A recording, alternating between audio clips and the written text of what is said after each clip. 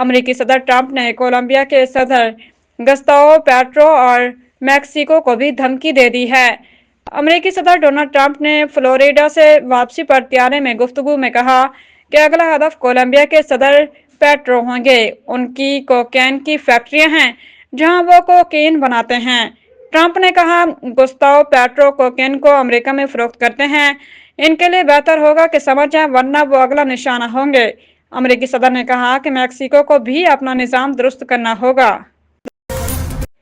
صوبہ خیبر پختونخوا کے شہر چارسدہ میں شادی کا گھر ماتم بن گیا۔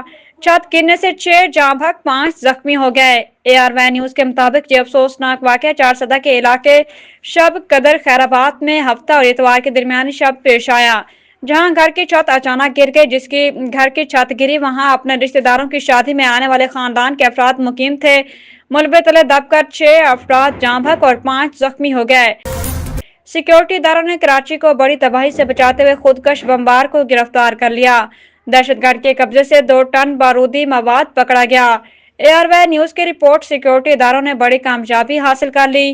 کراچی کو بڑی دہشت گردی سے بچا لیا گیا۔ اس حوالے سے ذرائع نے بتایا کہ بلدیہ رئیس گوٹ سے خودکش بمبار گرفتار کیا گیا، جس کے قبضے سے 2 ٹن بارودی مواد پکڑا گیا۔ امریکہ کی جانب سے وینزویلا میں کی گئی فوجی کارروائی میں صدر نیکولاس مدورو اور ان کی اہلیہ کی گرفتاری پر پاکستان نے رد عمل دیا۔ دفتر خارجہ کے ترجمان طاہر اندرابی نے اپنے بیان میں کہا کہ پاکستان وینزویلا کے حالات پر تشویش کا اظہار کرتا ہے اور بحران کے خاتمے کے لیے تحمل اور کشیدگی میں کمی کی ضرورت پر زور دیتا ہے۔